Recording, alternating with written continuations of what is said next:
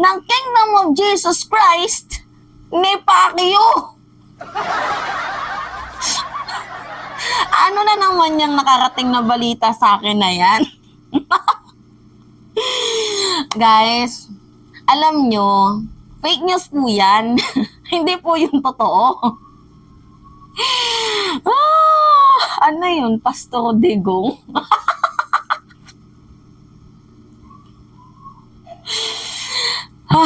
Ano ba yung nangyari?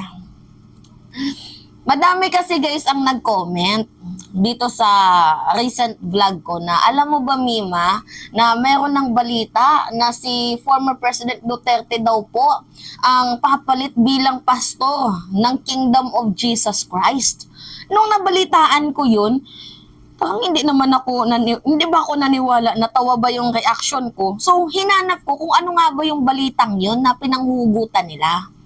And napagtanto ko na itinalaga ng Kingdom of Jesus Christ bilang administrator itong si former President Duterte. So lilinawin ko guys, itinalaga po siya bilang administrator ng Kingdom of Jesus Christ. Hindi po para maging pastor.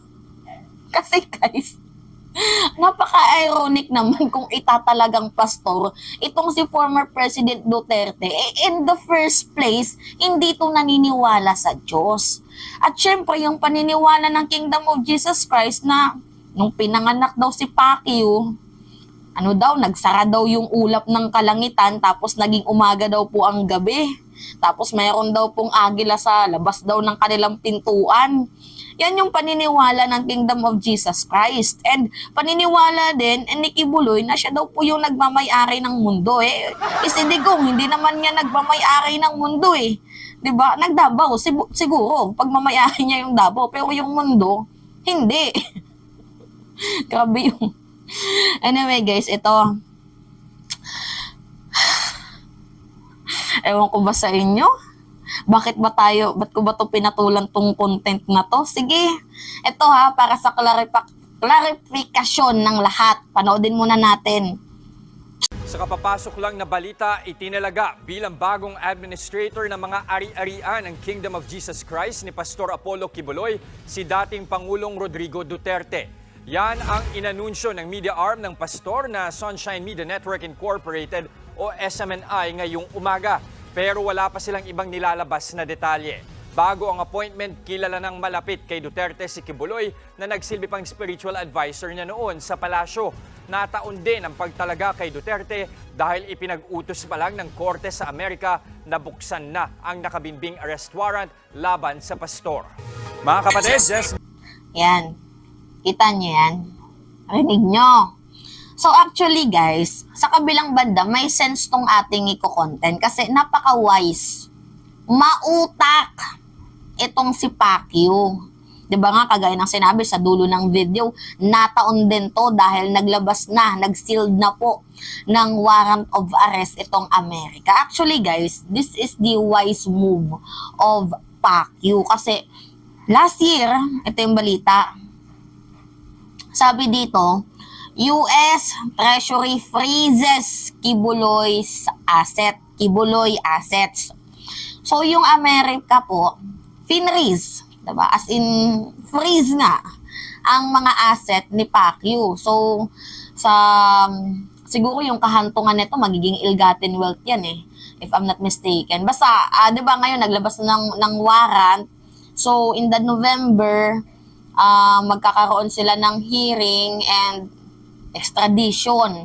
So, itong mga asset ni Kibuloy, so pina-freeze. So, baka ang kahantungan din nito guys, baka maging ill-gotten wealth. So, we do not know lang. So, tingnan na lang natin yung process sa kaso ni Kibuloy sa US. Pero anyway, dito sa Pinas guys, kumbaga naging lesson learned na ito ni Pacquiao na baka 'di ba? Baka mangyari yung nangyari sa kanya sa US. Kasi lalo pat ngayon, itong DOJ nilalakad na din ang kaso So, formal na po silang naghain ng kaso dito kay Pacquiao sa di umano'y allegedly na child abuse, trafficking abuse, and human rights violation. So, possibly din na ma-freeze itong asset ni Kibbs sa Pinas kasi parehas lang din naman ng kaso doon sa sa Amerika at yung kaso dito sa Pilipinas ukol din sa sa pagiging abusado, di umano'y child abuse, 'di ba? Sa usapang pera. So, pares lang din naman yung kaso ni Kibbs sa ibang bansa, sa Amerika at sa Pinas. So, lesson learned na din na baka ma-freeze yung assets niya. So, ang nangyari ay bago ma-freeze, ay nautak, inilipat niya kay Pacquiao. Ay kay Digong. Kasi ito din yung sabi mismo sa news ng news ng SMNI. Pakinggan nyo Siya ho ang mag-administer ng lahat ng kingdom property sa Philippines po in case may mangyari po sa mga executive pastor and sa board of administrators. So ang mga duties po niya is to preserve, to retain, to maintain, and manage lahat po ng kingdom properties solely para sa gamit ng kingdom po. Kasi baka may mag-try po niyan mag-take over sa mga properties, and kung magta-try sila mag-hostile takeover sa properties, hindi ho yan papayagan ng kingdom. And because of that, they asked the help of former president of the Philippines, Duterte. Okay, narinig nyo naman, no? Kasi guys, possible na ma-freeze din yung asset ni Pastor Kibbs, lalo pat may issue din sa usapang pera. So ngayon guys, wise move. Wise, mautak etong si Pacquiao na bago pa man mangyari ang lahat ng yun, sinettled niya na. Pero ang nakakapagtaka kasi dito guys, bakit kay former President Duterte? 'Di ba madami siyang spiritual wives? Bakit hindi niya na lang doon ipangalan? Lalo pat, kung sa bagay, ang ibang spiritual wives ni Kibuloy, nakapangalan na din yung ibang assets sa kanila. Pero, bakit hindi pa sa iba? Di ba, madami ang spiritual wives. Bakit hindi sa iba na ipinangalan kay kay former President Duterte pa? So, kasi guys, ang nagiging kinalabasan kasi nito, magkasosyo silang dalawa. So, kahit masabihin natin na humingi lang ng tulong ang Kingdom of Jesus Christ na 'di ba baka sakaling ma-freeze, humingi sila ng tulong kay Digong na ipalipat, 'di ba, para hindi madali sa pag-freeze na 'yan. Ang nagiging kinalabasan kasi dito, the way na inaccept ni former President Duterte itong mga assets, mga ari-arian ni Kibuloy, ang nangyayari kasi parang nagiging kasosyo ni former President Duterte itong si Pacquiao. So anyway guys, good moves to kay Pastor Kibuloy. Mautak tong kanyang ginawang desisyon, lalo pat kinabahan na din siya kasi mahirap nga naman yung nagtatago ka, hindi mo na ma-enjoy yung luxurious life.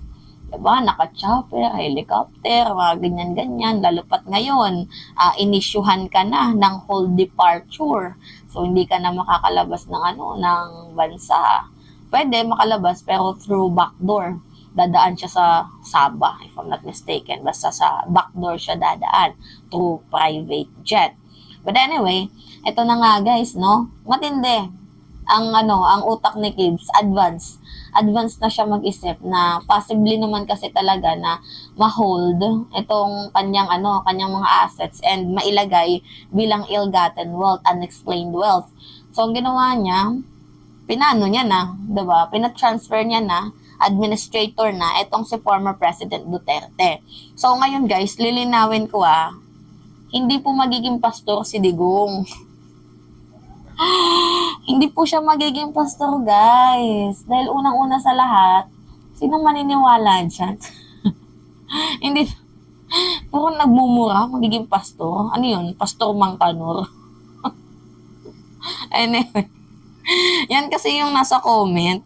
In-update nila ako. Mima, alam mo ba, may pakakapasok na balita ngayon na itinalaga na bilang pastor itong si Kibuloy. Tapos ang binasa ko, guys, na-misunderstood kayo. Hindi po itinalaga bilang pastor, itinalaga bilang administrator. So anyway, yun lamang po guys.